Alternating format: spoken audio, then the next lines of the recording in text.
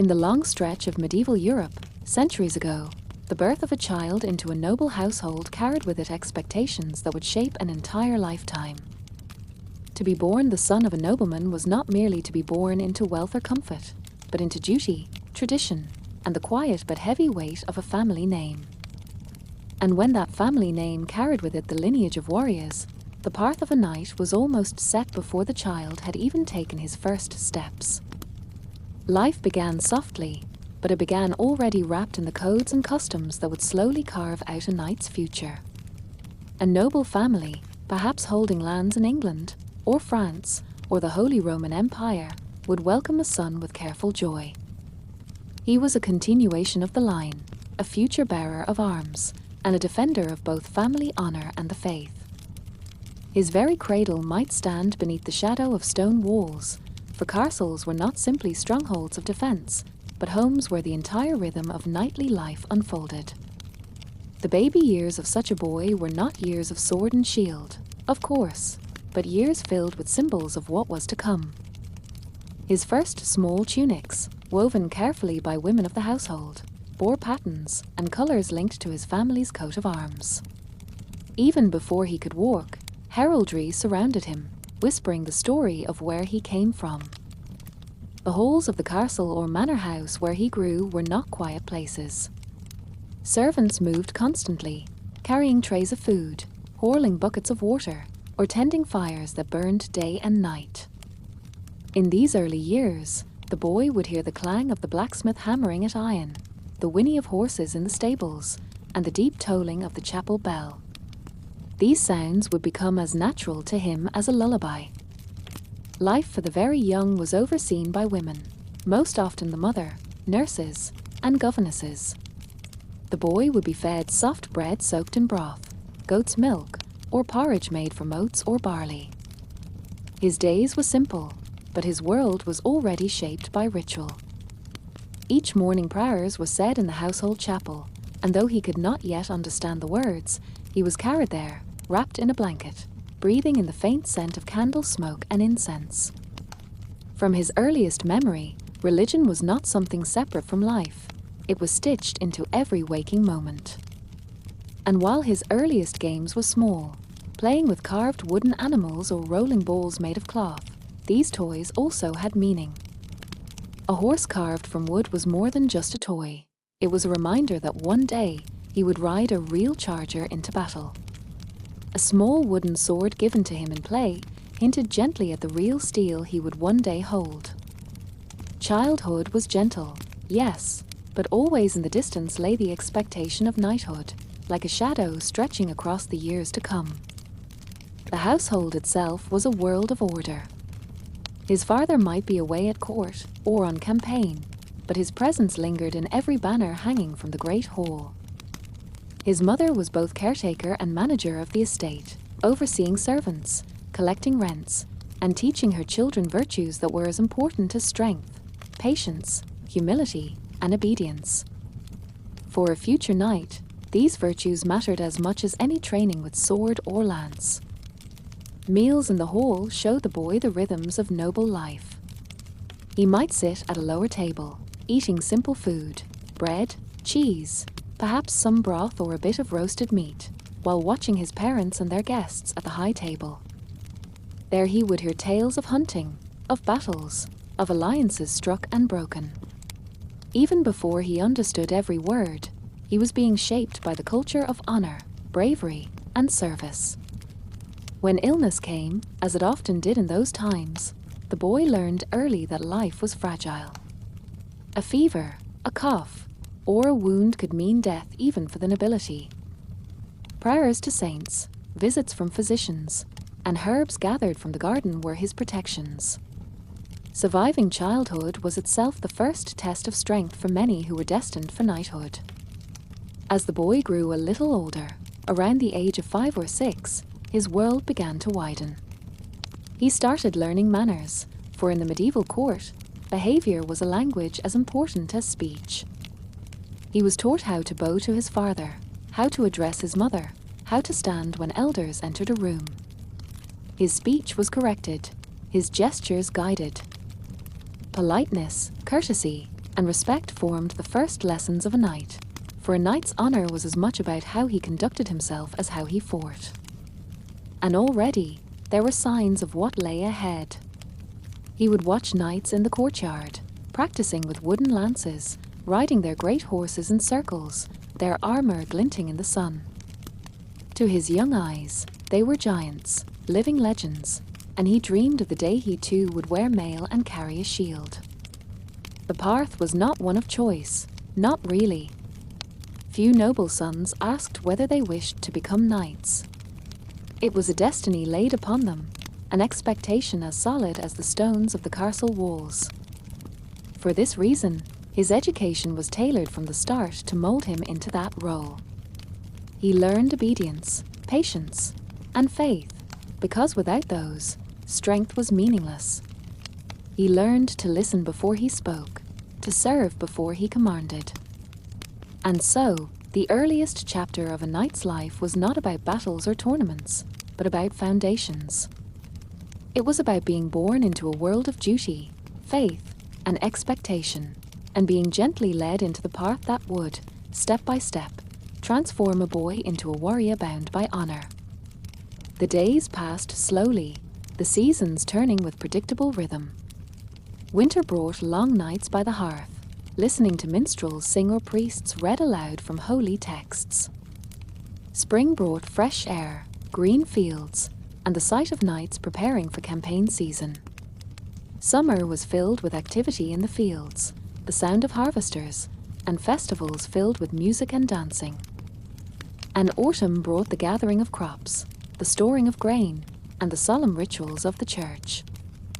Through all of this, the boy grew, not quickly, but steadily, his mind absorbing the sights, sounds, and lessons of a noble household. Step by step, year by year, he was being shaped into the figure he was expected to become. Childhood was a gentle preparation, a time of softness and learning, but always, just ahead, lay the path of steel and duty. Chapter 2: Childhood Before Training. Before the age of pages and squires, before the first ceremonies and oaths, there were the simple years of early childhood. These were the years when a boy, though destined for knighthood, was still allowed the freedom of play, curiosity, and discovery within the safety of his family's household. And yet, even in these seemingly gentle years, the shape of his future was already being carved. The young noble boy might have been 5 or 6 years old, his world still centered around the manor or castle of his family. To outsiders, such a childhood might have seemed privileged, rich with food, warmth, and shelter. But in truth, it was not a life of endless ease. Expectations pressed upon him even in youth, and the lessons of knighthood began long before he could hold a sword. His earliest mornings began with the sound of bells. The chapel bell rang at dawn, summoning the household to prayer. He would be woken gently by a nurse or governess, washed with cold water from a basin, and dressed in a small tunic, often belted at the waist. Shoes were not always worn indoors. Sometimes he padded across the cold stone floors in woolen socks or soft leather slippers. Breakfast was simple. Bread, often coarse and dark, might be dipped into warm broth. Sometimes there was porridge made from oats, sweetened with a little honey if the harvest had been good. Milk, usually from goats or cows, was poured into wooden cups. The boy ate at a lower table, alongside other children or servants, for the high table was reserved for the lord and lady of the household. Yet even here, small lessons unfolded. He was told to sit straight, to chew slowly, to give thanks before and after eating. Play was an important part of childhood, but even play was touched with the shadows of knighthood. The boy's toys were small wooden swords, tiny shields painted with the colors of his family's arms, and carved figures of horses. He might run through the courtyard chasing a ball stuffed with straw, or wrestle with other children under the watchful eyes of attendants. Such games built strength, balance, and coordination, training disguised as amusement. Sometimes, he and the other children of the household played games of mimicry. One would pretend to be a knight, another a squire, another a lord holding court. They would imitate the voices of adults, practice mock battles with sticks, and laugh as they fell into the dirt. Though it seemed innocent, it was also a way of rehearsing for the lives they were expected to live. Beyond games, lessons began early. A priest or chaplain often served as the child's first teacher. He taught the boy prayers in Latin, the simple words of the Pater Noster and the Ave Maria. The boy might not understand every syllable, but repetition planted the sounds deep within his memory. Learning letters came slowly, often scratched onto wax tablets with a stylus. Reading was not always expected of knights, but in noble households, literacy was valued, at least in the basics. To read scripture, or to write one's name, was to show refinement and devotion. Manners were drilled from the start. A child was taught how to bow when greeting elders, how to stand when a lord or lady entered the room, and how to lower his eyes in respect during prayer. At mealtimes, he was corrected if he reached too quickly for food, if he spoke out of turn, or if he fidgeted while seated. Courtesy was not a minor detail. It was the first expression of discipline, the cornerstone of the knightly path. Horses, too, entered his life early. Though he was too small to ride, he spent time in the stables, watching grooms brush down the great destrays and feed the smaller palfreys. He learned to approach gently, to stroke a horse's neck, to listen to the creak of leather harnesses and the stamping of hooves. One day, a horse would be his closest companion in battle. Even as a child, he was being introduced to this bond. The seasons marked the rhythm of his early life. In summer, he played outdoors, running through the fields, watching the harvest, or listening to minstrels sing ballads in the courtyard. In autumn, he saw the gathering of grain and the storing of apples in barrels, learning that survival depended on preparation. Winter was long and cold, but it brought evenings by the fire, where he heard stories of saints, heroes, and ancient kings. In spring, he watched the renewal of the earth, lambs born in the meadows, flowers blooming, and the household preparing for journeys and campaigns. Illness, however, was never far away. Childhood was dangerous in the medieval world, and even noble children were not shielded from fevers, infections, or accidents. When sick, the boy was tended by his mother, nurses, and sometimes physicians who mixed herbs into bitter teas. Prayers were whispered, candles burned before the image of a saint, and if he survived, it was seen as a blessing. Each brush with sickness reminded the family that life was fragile, and survival itself was a kind of training for resilience. Festivals punctuated his childhood with joy. At Christmas, the great hall was decorated with holly and ivy, fires blazed, and tables overflowed with food. He received small gifts, a carved whistle, a colored ribbon, or a new toy sword. At Easter, processions filled the chapel with song, and he was dressed in new clothes, often bright and fine. Harvest festivals, midsummer feasts, and saints' days all brought music, dancing, and the chance for a child to glimpse the grandeur of noble life. Yet through all this, he remained under careful watch. His parents, especially his father, expected him to grow not only in body but in spirit. He was reminded to be humble, to respect those who served, to fear God, and to honor his family name. His mother taught him gentleness and patience, balancing the stern lessons of his father. Together, these influences shaped him into a boy who was not just a child of privilege, but a child of duty. By the age of 7, the boy's childhood at home began to draw toward its end. He had played, laughed, learned, and prayed within the shelter of his family's estate. He had been given both affection and discipline, both freedom and guidance. Now, the time approached when he would be sent away, not as punishment, but as tradition. For a noble son, true training began not under his parents' roof, but in the household of another lord, where he would serve first as a page. And so, Childhood before training was both sweet and fleeting. It was a time of innocence, yes, but never of aimlessness. Every lesson, every custom, every story told by the fire was another stitch in the fabric of knighthood. A boy was never just a boy. He was the future of his family's honor, being slowly prepared to step into the long and demanding path of chivalry. Chapter 3: Becoming a Page. To be born into knighthood was to be born into a life already mapped out, and the first great step along that map came not in battle, but in service. Around the age of 7, a boy left the sheltered walls of his parents' household and was sent to live in another lord's castle or manor. This was the beginning of his formal journey, for here he would serve as a page, learning not only the practical skills of courtly life but also the deeper lessons of obedience, discipline, and humility. The moment of departure was often bittersweet.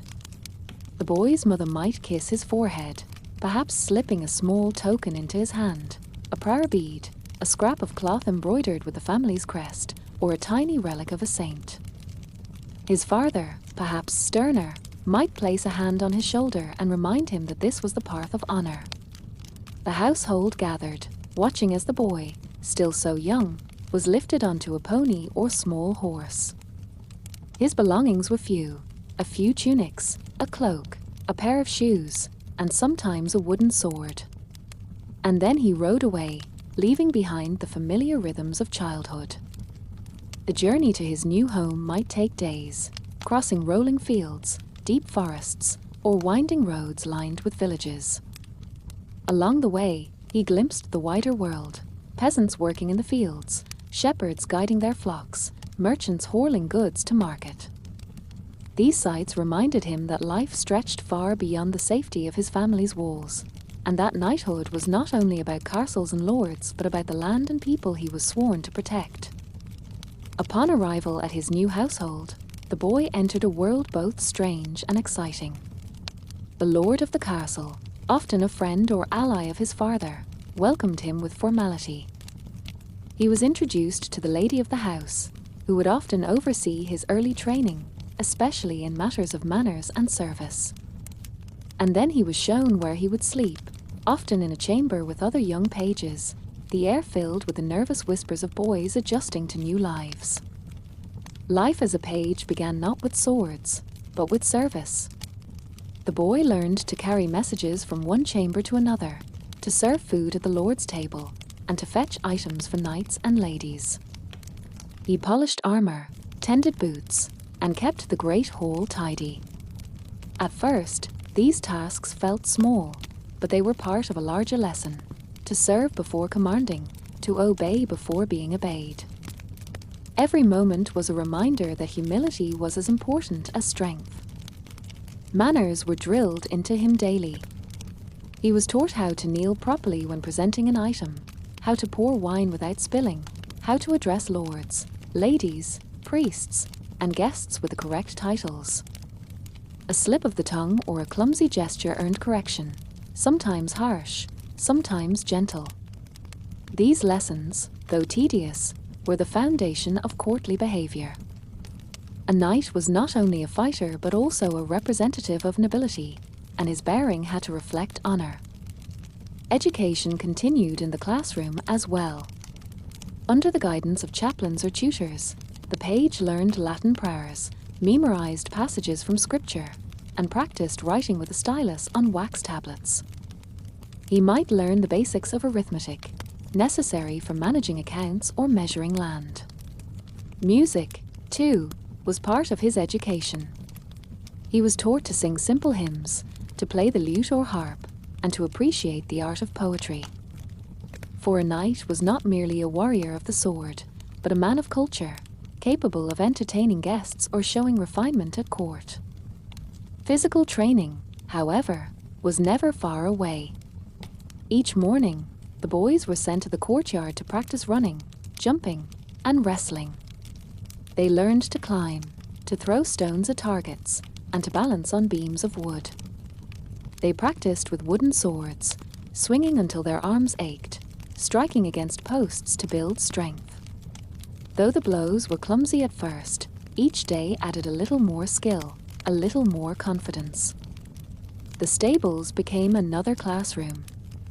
Pages were expected to learn the care of horses, for no knight could exist without his mount. The boys brushed coats until they shone, cleaned hooves, and carried buckets of water from the well. They learned how to saddle and bridle, how to feed oats and hay, how to calm a frightened animal. Often they were kicked or bitten, for horses were temperamental creatures, but each mishap was a lesson. A knight had to respect his horse, not merely command it. The kitchen, too, taught valuable lessons. Pages fetched water, carried firewood, and sometimes assisted the cooks.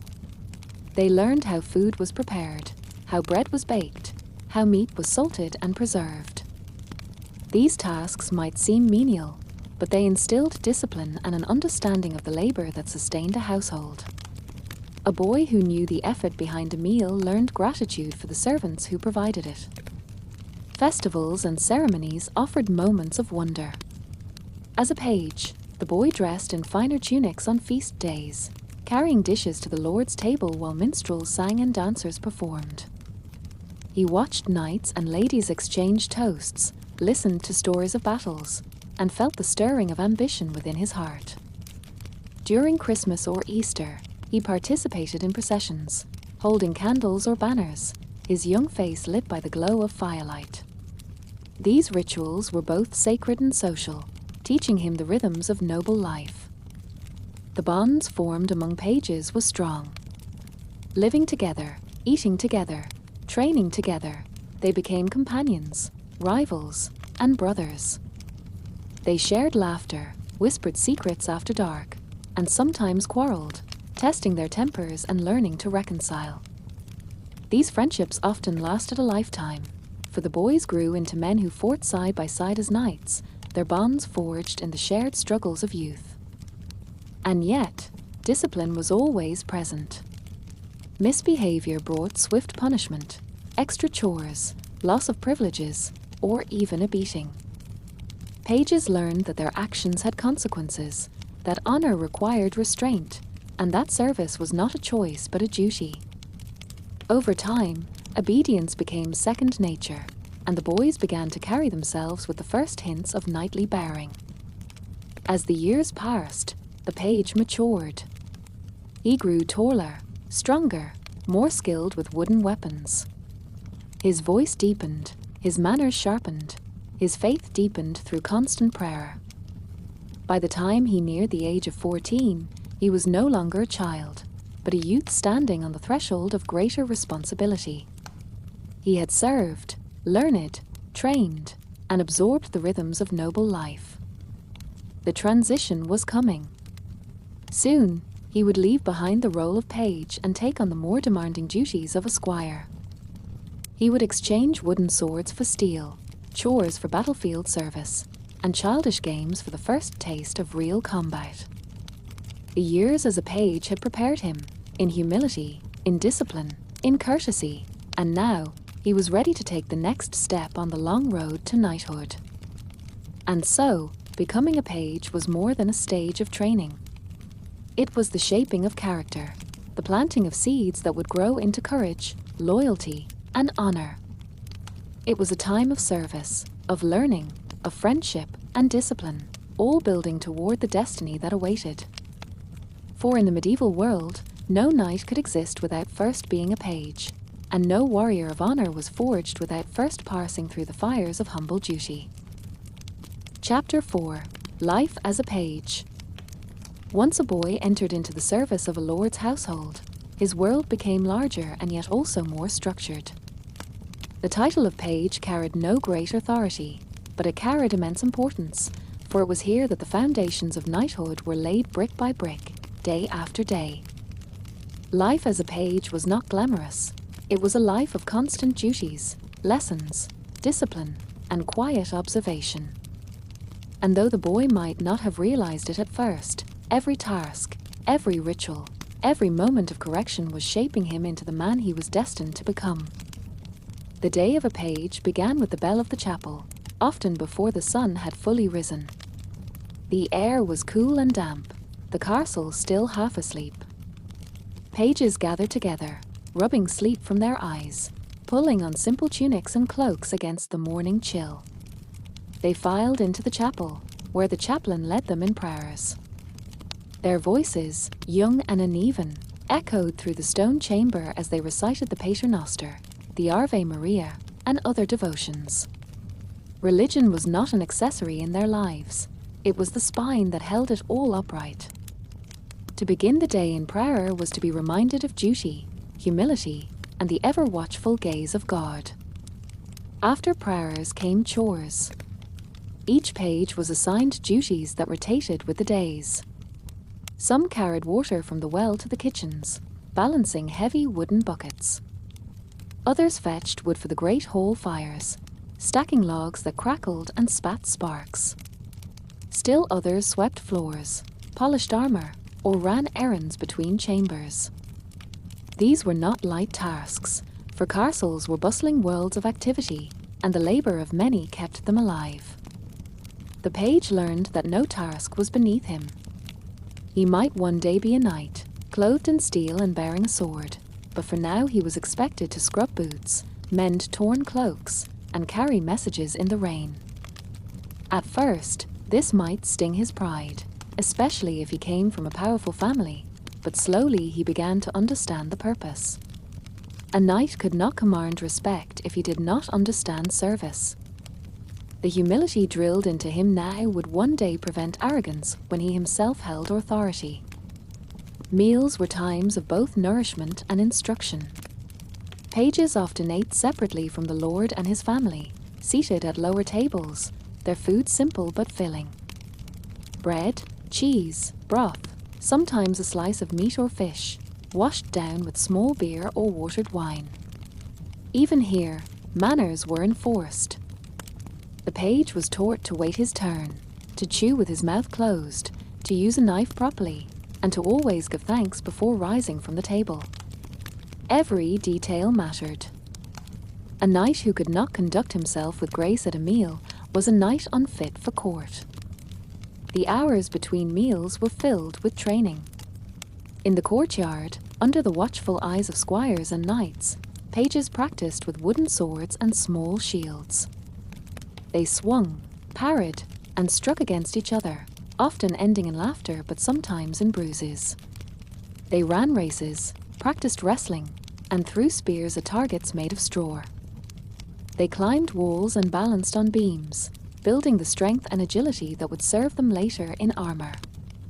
The tilt yard was a favorite place, though the pages themselves were too young to participate fully. They watched older squires practice with lances, charging down the lists on horseback, splinters flying as shields shattered. The noise, the speed, the power of horse and rider together filled the boys with awe. They imitated the movements on foot, holding sticks as lances, charging at each other in mock jousts until they collapsed in the dirt laughing. The stables remained a place of both fascination and labor. Pages spent hours there, learning how to care for horses. They brushed coats until the animals gleamed, cleaned stalls, shoveled dung, and carried buckets of feed. They learned to saddle and bridle, to check hooves for stones, to calm nervous steeds. Horses were temperamental, and many a page earned bruises or bites before mastering the art of care. But slowly, respect replaced fear, and a bond began to form. Every knight knew that without his horse, he was half a man, and so the lessons in the stable were as sacred as those in the chapel. Beyond physical training, the page's education included the refinement of courtly skills. He was taught to play the lute or recorder, to sing simple ballads, and to recite poetry.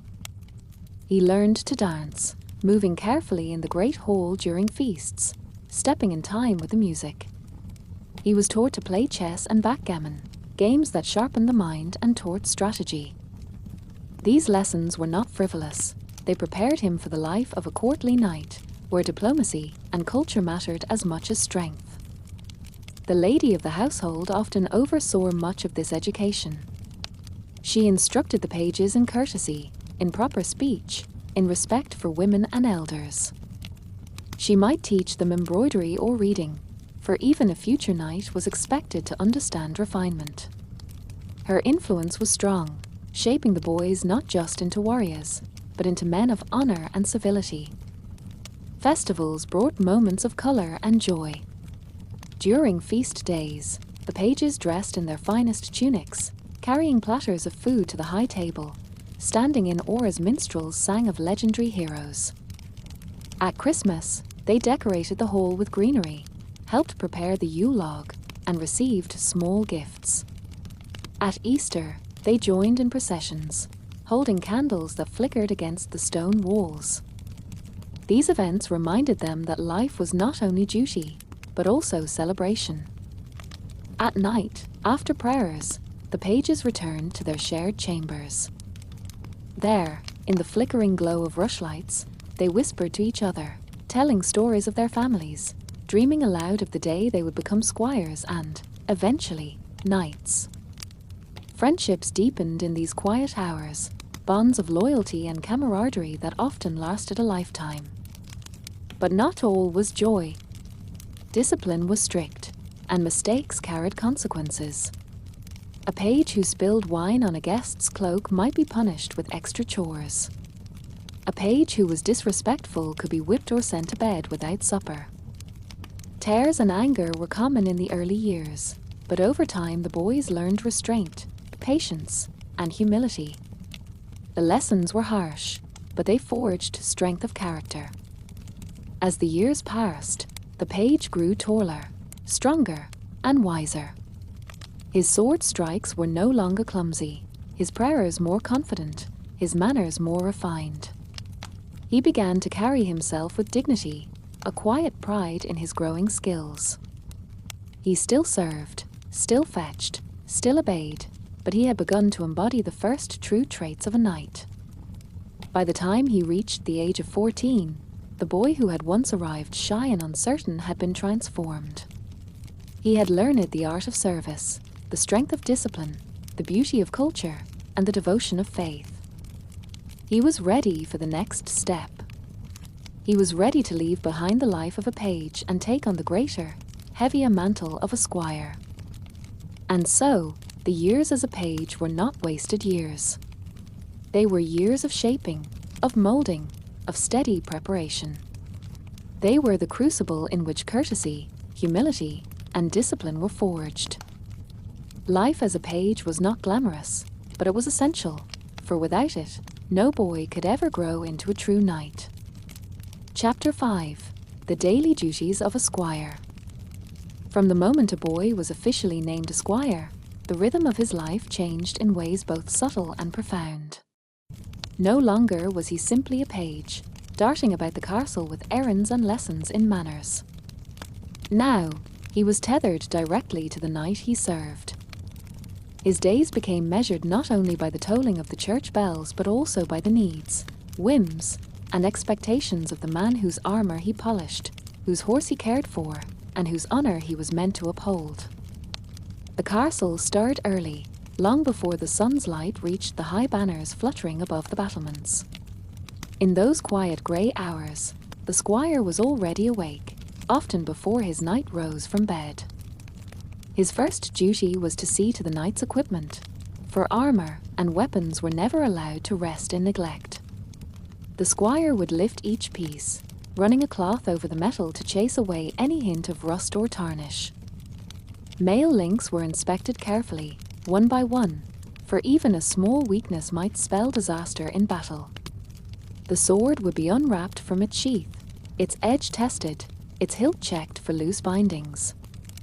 The lance, the dagger, the shield, all had to be in readiness, gleaming and dependable, as though they might be needed at a moment's notice. The care of armor was more than a chore. It was a lesson in responsibility and foresight.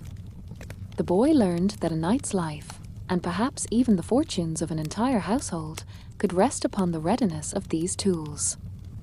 There was pride in this work too, for when the knight stepped out clad in shining steel, it was the unseen labor of the squire that made him so resplendent. Beyond the weapons, there was the horse.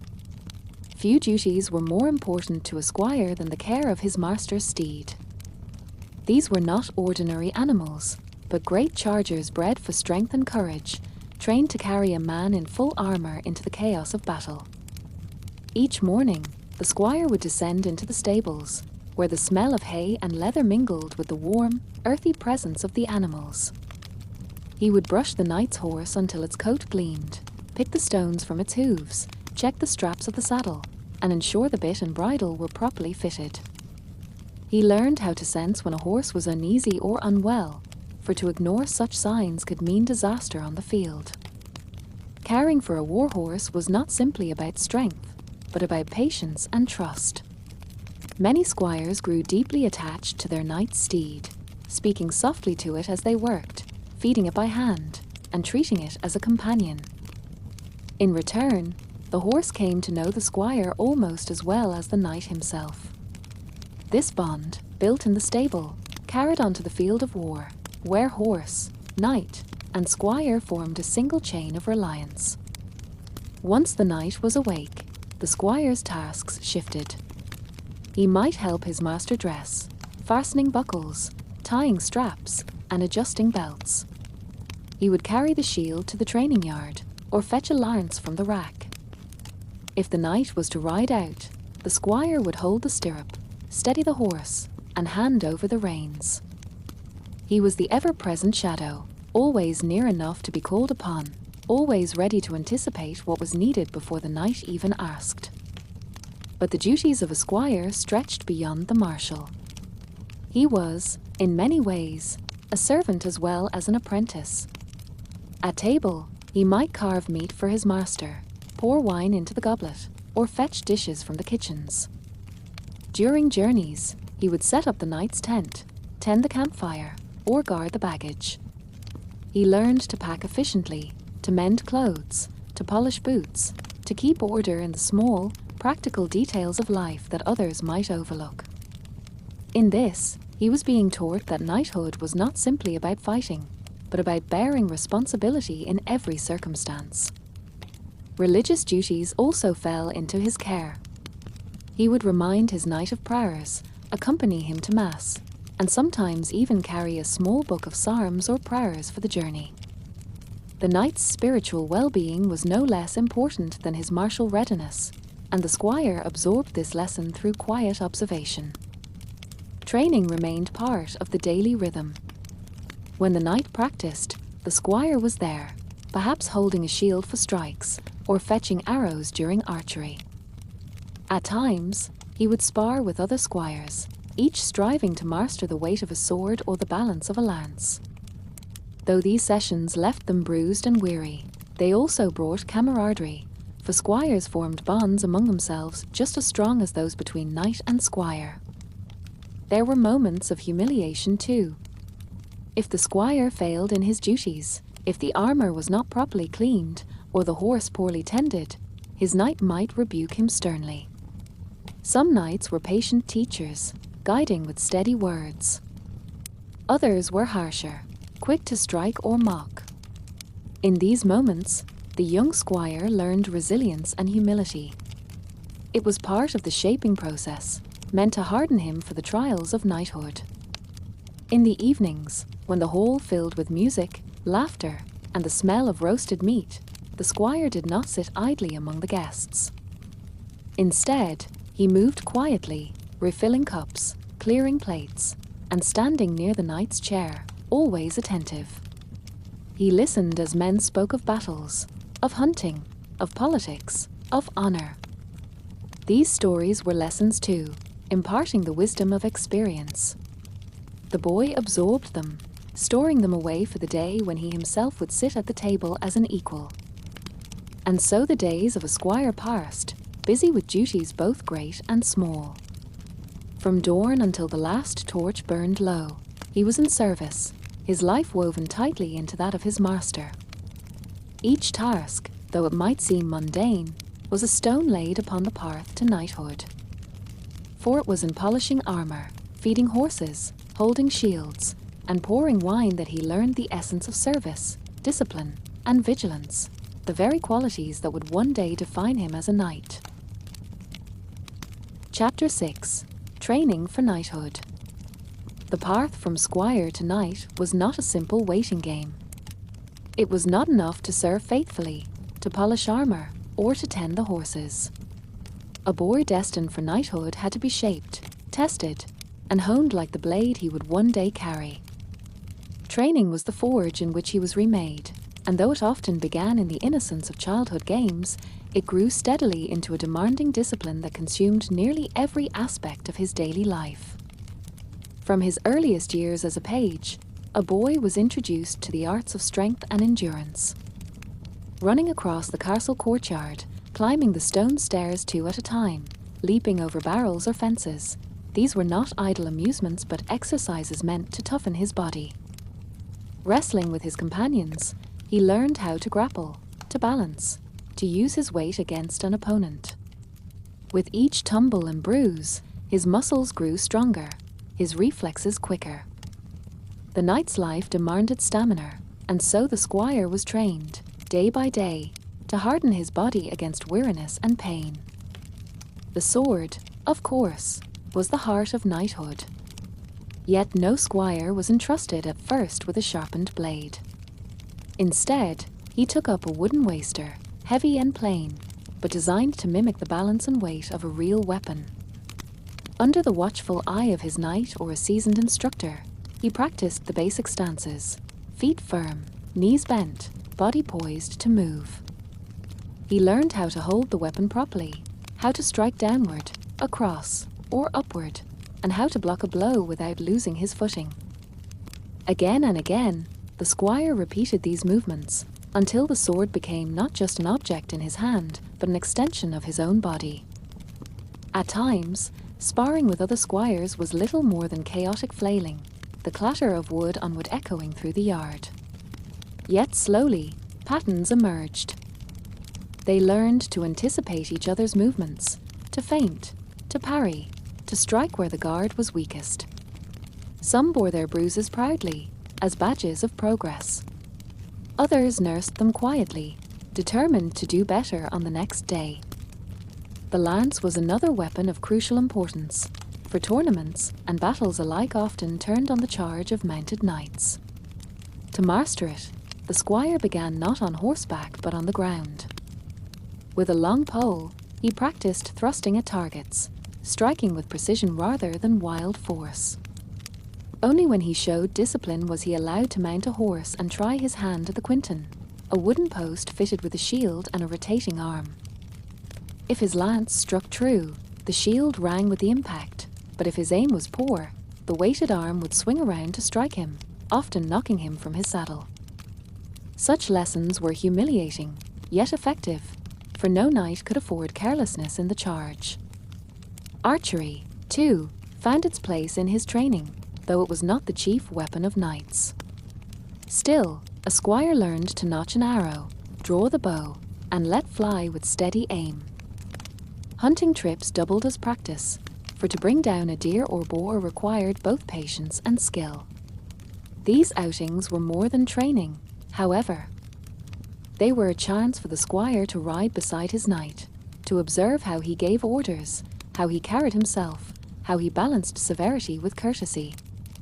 Every gesture was a lesson. Beyond weapons, a squire was trained in horsemanship, perhaps the most vital skill of all.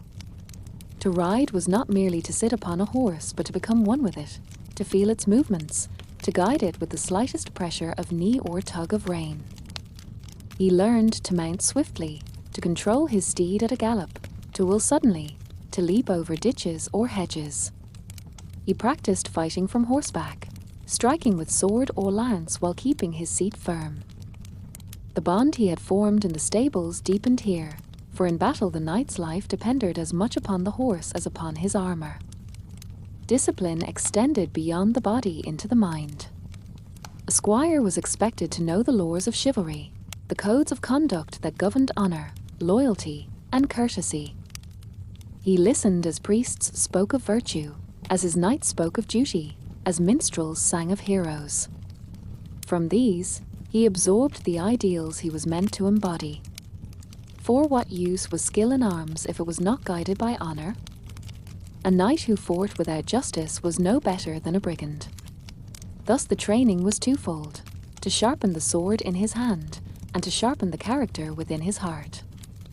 Tournaments offered both challenge and spectacle. When great lords hosted such events, squires accompanied their knights, tending to armor and horses, but also testing their own courage. They might compete in contests of skill, proving their worth before a watching crowd. The roar of approval when a squire struck well with his lance, or the laughter when he was unseated, were lessons in both triumph and humility. The training never ceased. Even in the quiet of night, a squire might find himself reviewing the day's lessons, repeating stances in his mind, dreaming of battles yet to come. He lived in a state of constant preparation, knowing that one day, perhaps sooner than he imagined, his skills would be tested not in the safety of a yard or tournament, but in the grim reality of war. And so, training for knighthood was not a single task, nor even a collection of tasks. It was a way of life, a slow, steady shaping of body and spirit. Each bruise, each failure, each hard-earned success was a step along the path. By the time a squire reached the age when he might be considered for knighthood, he was no longer the boy who once polished armor or served a table. He was something else entirely, a young man forged in duty, discipline, and the endless grind of training, prepared, or so he hoped, to take his place among the brotherhood of knights. Chapter 7: The Ideals of Chivalry. Knighthood was not only a matter of swordplay, armor, or the strength of one's arm. It was, in equal measure, a moral calling, a code of conduct that bound the knight to something greater than himself. This code was known as chivalry, and though it shifted with time and place, it always demanded that the knight live by ideals that were lofty, difficult, and often contradictory. To understand what it meant to be a knight, one must understand the ideals of chivalry that shaped his every step. From the very first days of his training, a boy heard these ideals spoken by priests, lords, and storytellers alike. They were whispered in prayers, thundered in sermons, woven into songs of heroes. The tales of King Arthur and his Round Table, of Roland who perished at Roncesvalles, of saints and martyrs who gave their lives for faith, these were the stories that nourished a squire's imagination. They painted a picture of knighthood that was not merely about battle, but about righteousness, justice, and service. At the heart of chivalry was loyalty. A knight swore fealty to his lord, and this loyalty was not lightly broken. To betray one's oath was to cast aside the very foundation of one's honor. Loyalty extended beyond the feudal bond, to one's comrades in arms, to one's king, and ultimately to God himself. When a knight stood on the field of battle, it was loyalty that steadied his hand, for he fought not only for himself, but for all whom he had pledged to protect. Alongside loyalty stood courage. Yet courage in the chivalric sense was more than mere fearlessness in combat. It was the willingness to act rightly, even when the cost was great. A knight might be outnumbered, yet he did not flee. He might face ridicule for defending the weak, yet he did not falter. True courage was tested not only in war, but in moments of decision, when a knight's honor demanded that he choose the harder path. Then there was honor, a word so often spoken that it became almost a second skin. Honor was a knight's reputation, his standing in the eyes of others, and his own sense of worth. To be dishonored was to be stripped of the very essence of knighthood. A knight guarded his honor with a vigilance greater than that with which he guarded his possessions. A single act of cowardice or cruelty might stain his name forever. Conversely, deeds of valor and generosity shone brightly, echoing long after his death. But honor alone was not enough. The code of chivalry called upon knights to show courtesy, especially toward women and the weak. The lady of the castle, the widow, the orphan, the peasants struggling under the burdens of life, all were to be treated with respect and gentleness. A knight was not to abuse his power, but to wield it with care. This courtesy extended even to the field of battle. Defeated foes were sometimes spared or ransomed, rather than slaughtered, for mercy itself was considered a knightly virtue. Justice formed another pillar of chivalry. A knight was not to exploit his strength for personal gain, but to defend the right and oppose the wicked. This sense of justice was deeply tied to faith, for knights believed that God's will guided the course of righteousness. When a knight raised his sword, he was meant to see himself as the instrument of divine justice, punishing evil and upholding truth. Of course, in practice, men often twisted justice to serve ambition, but the ideal stood firm, shining like a star even when human failings obscured it. And always, above all, there was piety. A knight was expected to be a soldier of Christ as much as a soldier of his Lord. He prayed before battle, he confessed his sins, he sought to align his actions with the will of God. Churches and monasteries blessed the knights, reminding them that their earthly struggles were but shadows of the greater spiritual war between good and evil. Many knights bore the cross upon their surcoat, not merely as a sign of the Crusades, but as a symbol of their eternal duty to serve the faith. It was no small burden to live under such a code. Knights themselves often failed. They were human, tempted by pride, greed, anger, and ambition. Some knights grew cruel, using their power to oppress rather than protect. Yet even in failure, the ideals of chivalry endured, standing as the standard by which knights were judged. The very existence of the code revealed that knighthood was never meant to be about brute force alone. It was about striving, imperfectly, haltingly, yet earnestly, toward a vision of nobility and virtue. Chivalry also shaped the knight's relationship to love. Courtly love, a concept celebrated in poems and songs, taught that devotion to a lady could ennoble a knight's heart as surely as service to his lord. The lady was often unattainable, a symbol of purity, grace, and refinement. Through service to her, the knight was refined himself, taught patience, humility, and constancy. Though the reality of such love was often more complicated, its influence upon chivalric culture was undeniable. And so, the ideals of chivalry wrapped around a knight like a mantle. They guided his conduct in war and peace, in court and countryside, in chapel and tournament field. They gave him something higher to aim for, even when he stumbled. To be a knight was not merely to fight. It was to live in pursuit of honor, loyalty, courage, courtesy, justice, and faith. These ideals shone like distant stars, unreachable in their perfection, yet lighting the path of all who dared to follow. Chapter 8: Tournaments and Jousts. The life of a knight was not spent only upon battlefields. Though war was ever a shadow upon medieval Europe, years might pass without a campaign, and in those years, knights still needed to keep their skill sharp, their reputations bright, and their bonds of loyalty visible. Out of this need grew a spectacle that was both dangerous and celebratory: the tournament. A tournament was no simple gathering. It was an event of magnitude, prepared with care by lords and heralded across the land.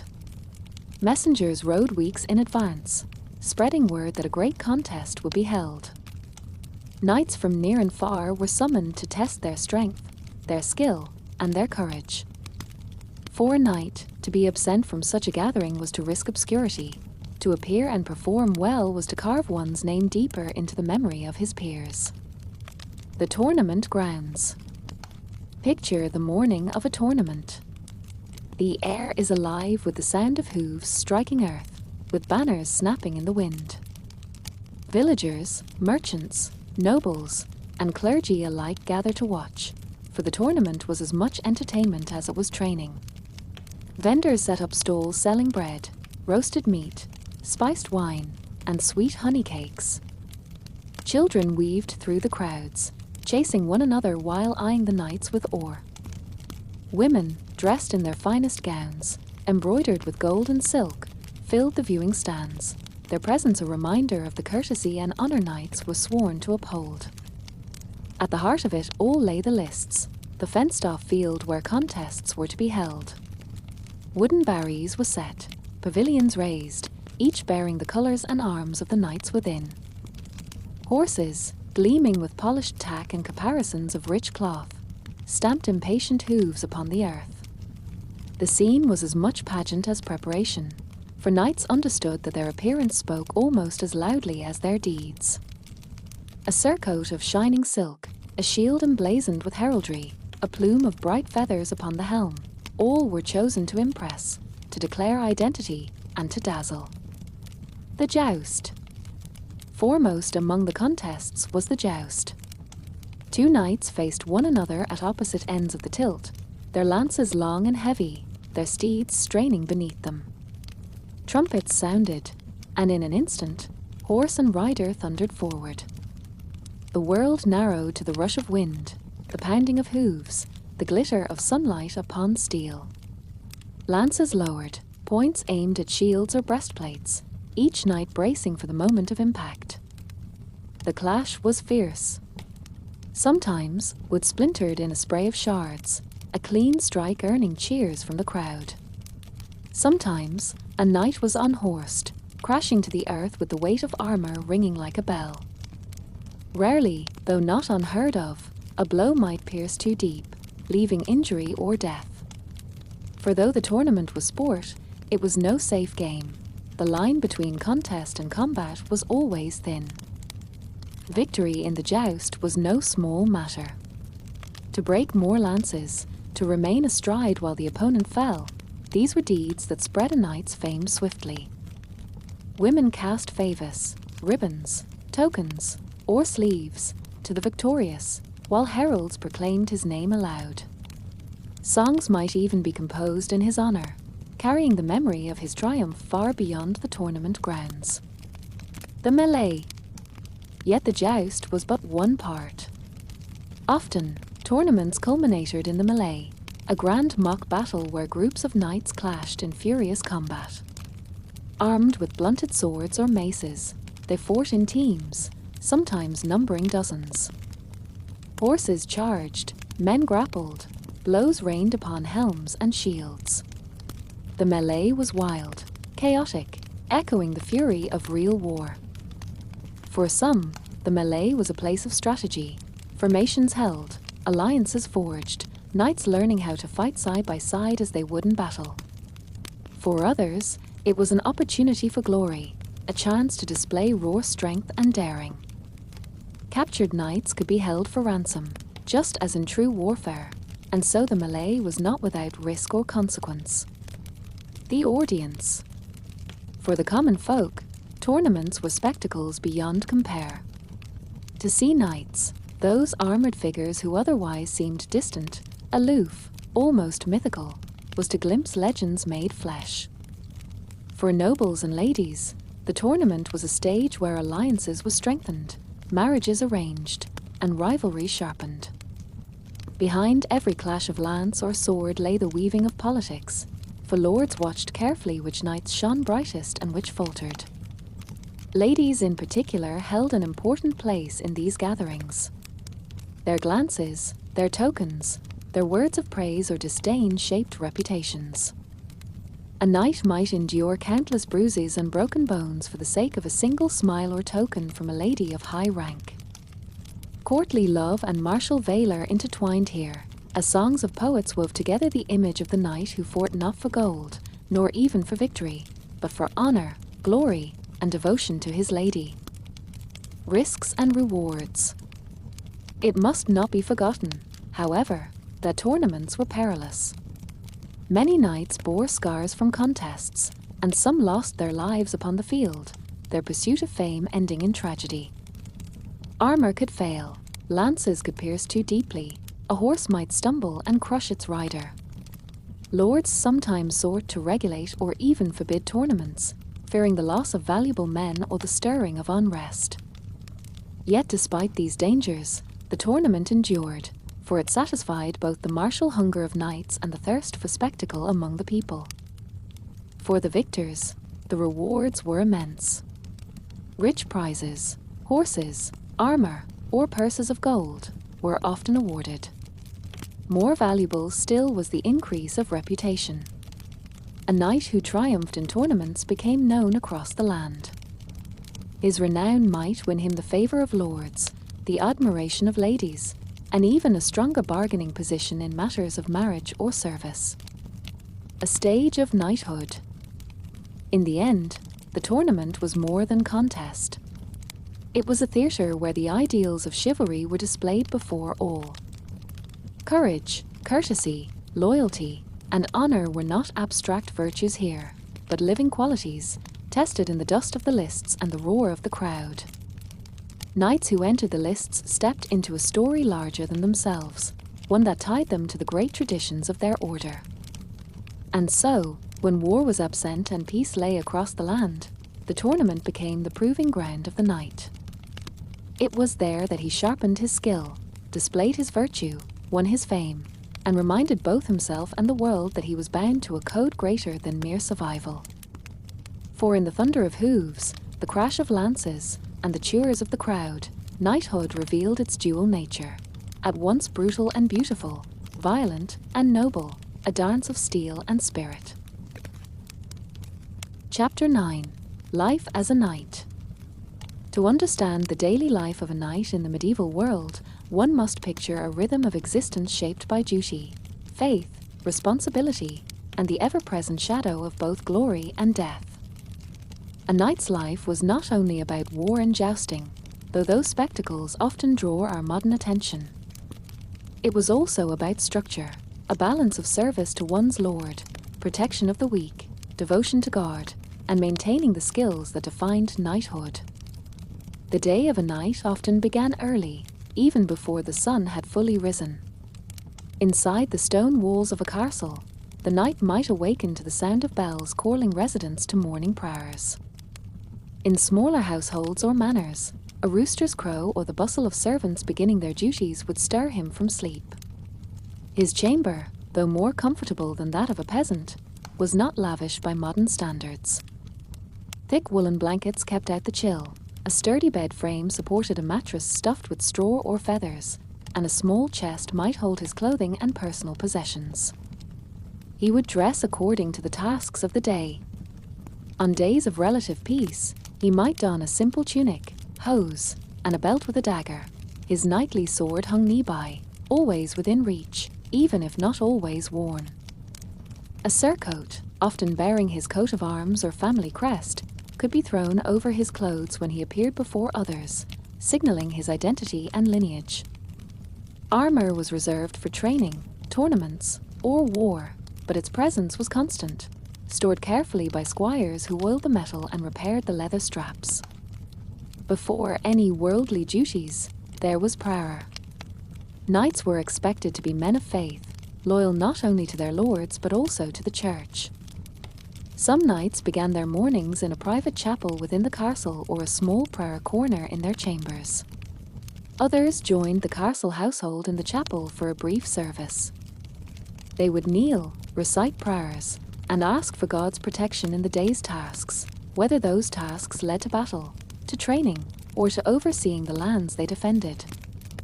After prayer, the knight turned to the responsibilities that filled his days. Training remained a constant companion throughout his life. A knight could never afford to grow soft or neglect his martial skills. Even in peacetime, he practiced with his sword, lance, and bow. Training grounds near the castle echoed with the sound of steel striking wood as knights hacked at posts, dummies, or sparred with one another. They rode their war horses in circles, drilling in maneuvers that could mean life or death in battle. They tilted at the quinton, a rotating target with a shield on one side and a weighted bag on the other, striking it with their lances to perfect their accuracy and balance. But life as a knight was not endless combat drills. They also carried administrative and protective duties. A knight often oversaw part of his lord's lands, acting as a steward or guardian. He might inspect villages, ensure peasants were safe from raiders, and resolve disputes among tenants. When riding through the countryside, a knight was a visible reminder of his lord's authority and a symbol of protection for the people. His very presence carried weight. Peasants would bow, children would stare in awe, and travelers would move aside for a mounted man in armor. Meals were another important rhythm of knightly life. A knight's diet was far richer than that of a commoner, though it still reflected the limits of medieval cooking. Breakfast was often light, perhaps bread and ale or watered wine, sometimes accompanied by cheese or cold meats. The main meal came at midday, eaten in the great hall of the castle or manor. Here, a knight dined alongside other nobles, squires, and sometimes guests. Meals began with prayers, then dishes of roasted meats, stews, bread, and vegetables were served. Spices, though costly, added flavor, especially in wealthier households. Wine and ale flowed, though knights were expected to drink with restraint. At supper in the evening, meals were lighter but still generous compared to what peasants ate. Entertainment filled another part of a knight's life. Music, poetry, and storytelling were treasured pastimes. Minstrels or troubadours performed songs of romance, chivalry, and great battles, often inspiring knights with tales of legendary heroes. Some knights themselves composed verses or learned to play instruments, for courtly refinement was considered part of the chivalric ideal. In noble courts, a knight was not only a warrior but also a gentleman, expected to show courtesy to ladies, eloquence in speech, and grace in dancing. Then, of course, there were tournaments, the grand spectacles that tested a knight's strength, skill, and courage. On tournament days, a knight prepared as though for battle. He inspected his armor, tested his lance, and prayed for both victory and safety. Crowds gathered, banners flew, and lords and ladies watched eagerly from stands. Jousting was the centerpiece, two armored knights charging at full speed, lances lowered, hoping to unseat their opponents in a thunderous clash. Beyond jousts, there were melee battles, groups of knights clashing in mock combat that sometimes turned dangerously real. Tournaments were dangerous, but they brought honor, prizes, and fame to those who excelled. For many knights, they were as vital to their reputation as actual wars. War, however, was the truest calling of a knight. When his lord called, he rode to battle. Life in war camps was rough and demanding. Knights marched with their men, set up tents, and endured harsh conditions. They wore armor for long hours, sharpened their weapons, and prepared their horses. When battle came, the knight was both a warrior and a leader, expected to inspire courage in his followers. Mounted on his warhorse, lance in hand, he was the striking force of medieval armies, charging into enemy lines with thunderous impact. Yet battles were chaotic, bloody, and unpredictable. Knights faced not only glory but also the risk of capture, injury, or death. Even in war, chivalry dictated behavior. Knights were expected to show mercy to noble prisoners, treating them with dignity in hopes of ransom. They were bound by oaths to protect the weak and to uphold honor, though reality did not always match the ideal. Still, these codes shaped the knightly identity, making them more than mercenaries. They were guardians of a moral order, however imperfectly upheld. When not at war, a knight also took part in the governance of his lord's lands. He might act as a judge in disputes, collect rents, or enforce justice. He advised his lord on matters of defense, strategy, and diplomacy. In some cases, knights themselves held land granted in return for service, making them lords to peasants of their own. This dual role, both warrior and landholder, defined the knightly class as a pillar of medieval society. At night, when duties were done, a knight returned to his chamber. He prayed again before sleep, asking forgiveness for sins and protection for the coming day. He might dream of battles past, of tournaments won, or of glories yet to come. Yet he might also dream of peace, of lands safe under his watch, of villagers untroubled, of honor maintained. For in the end, the life of a knight was not just about fighting, but about living up to the ideals that had been instilled since childhood: loyalty, courage, faith, and service. This rhythm of life, prayer, duty, training, governance, and occasional bursts of war or festivity, carried on year after year. It shaped the knight not only as a soldier, but as a man defined by his station, bound by his vows, and remembered by the legacy he left behind. Chapter 10: The Later Years and Legacy. The life of a knight was never a simple path, and though it began with the vigor of training and the passion of battle, it did not end in the same spirit of youthful fire. Instead, the later years unfolded slowly, like the turning of a heavy manuscript page, one worn by time and marked with the creases of memory. A knight, when he grew old, became not just a man of arms, but a vessel of stories, of traditions, and of the weight of a lifetime lived under oath and duty. When the first whispers of age touched him, they came quietly. A stiffness in his knees after kneeling for prayers longer than before. A heaviness in his sword arm after drills that once left him energized. He found himself watching the younger men spar with wooden swords and realizing that though he still corrected their stances with precision, he no longer wished to join them in the ring. His body, hardened by years of battle, now bore the soft rebellion of age.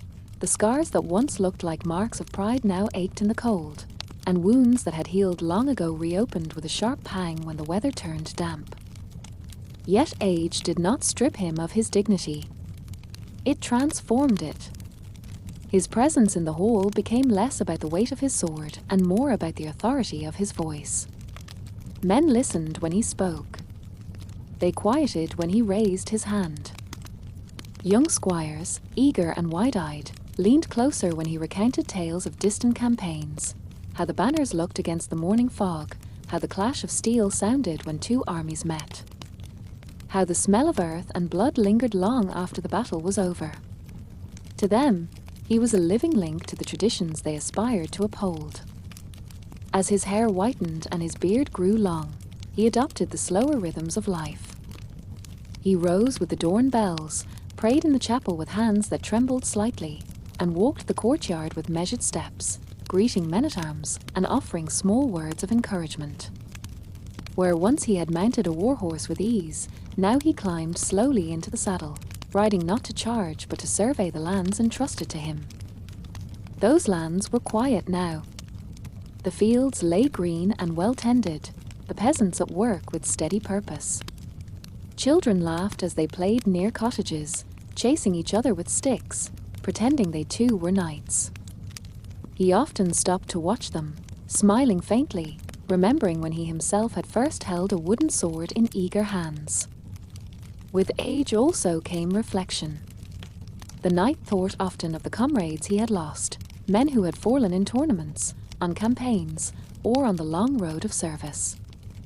He remembered their laughter around the fire, their courage in the face of danger, their silence in the moment before the charge.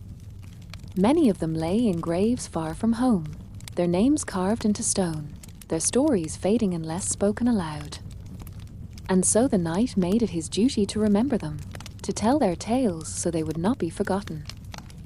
Evenings became his time of storytelling.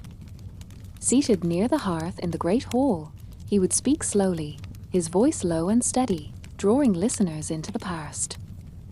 The flicker of the firelight cast long shadows as he described the clatter of armor, the thunder of hooves, the long marches under both sun and rain. He did not glorify the battles. Age had stripped away the glamour of war, but he spoke with honesty. He told of fear, of exhaustion, of the heavy burden of command. And yet, woven within his words was the quiet pride of having lived through it all, of having upheld his oath. When his body grew weaker, the knight turned more often to prayer. The chapel became his sanctuary, a place where he could lay down the weight of memory and rest in silence before God. He prayed for forgiveness for the lives he had taken, for the sins he had committed, for the pride that had sometimes led him astray. He prayed for the souls of his fallen brothers and for the safety of those still bearing arms. He prayed for the land, for peace, for the peasants who tilled the soil and the children who would grow to carry the burdens of the future. In these years, pilgrimage was common. An old knight, if able, might journey to holy sites, walking slowly with staff in hand, surrounded by others seeking redemption. Our knight too took such a journey, riding part of the way, walking the rest.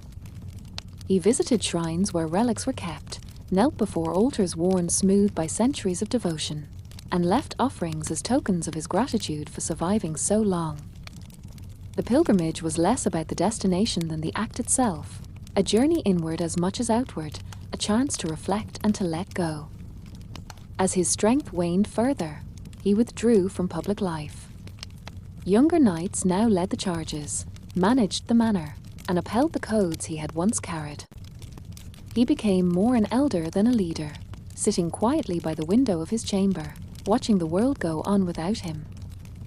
The sound of practiced swords striking in the yard drifted to him, and he smiled faintly, comforted by the thought that the tradition would continue long after his passing.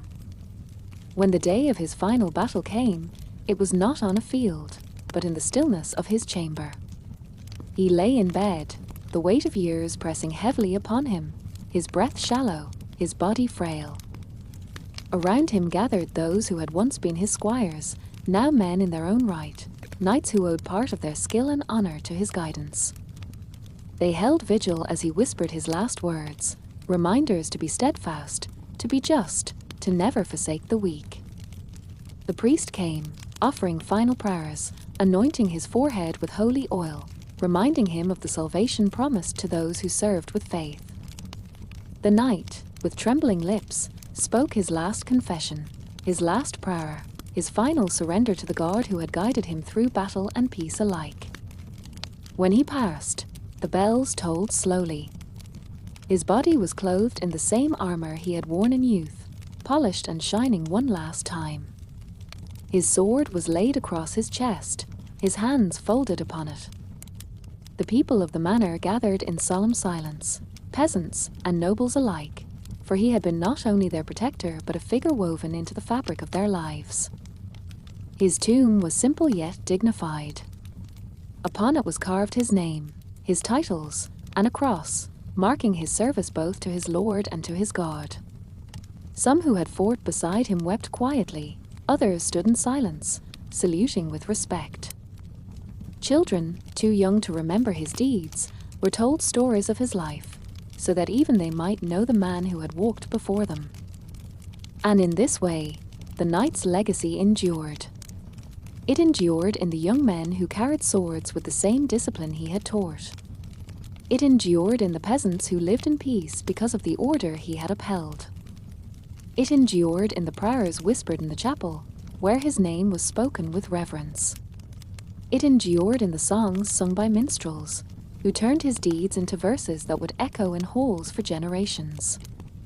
The life of a knight, in the end, was not measured only by battles won or foes defeated, but by the quiet legacy left behind, the example of honor lived, of duty carried, of faith kept to the last breath.